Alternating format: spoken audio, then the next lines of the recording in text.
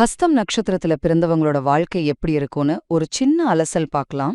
நம்ம வாழ்க்கையில ஒவ்வொரு காலகட்டத்தையும் சில கிரகங்களோட ஆதிக்கம் தான் வழி நடத்தும். இததான் தசாபுத்தின்னு சொல்றோம். சரி, இப்போ ஹஸ்தம் நட்சத்திரத்துல பிறந்தவங்களுக்கு சின்ன வயசுல இருந்து வயசான காலம் வரைக்கும் இந்த தசைகள் என்னென்ன மாற்றங்களை கொண்டு வரும்னு பார்க்கலாம் வாங்க.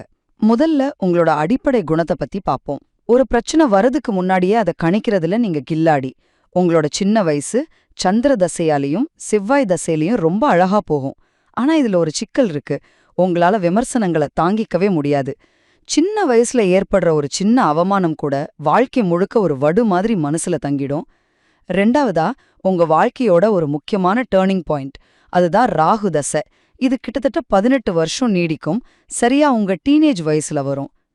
இது ஏன் இவ்ளோ முக்கியம்னு கேக்குறீங்களா?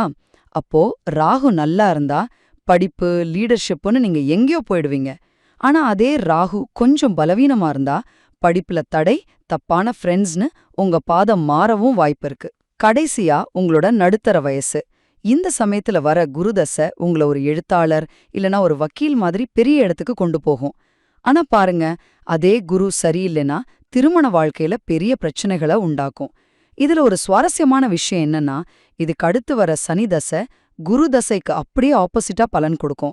அதாவது குரு தசையில கஷ்டப்பட்டீங்களா, அப்போ சனி தசையில உங்களுக்கு நல்ல சொத்தும் முன்னேற்றமும் கண்டிப்பா கிடைக்கும்.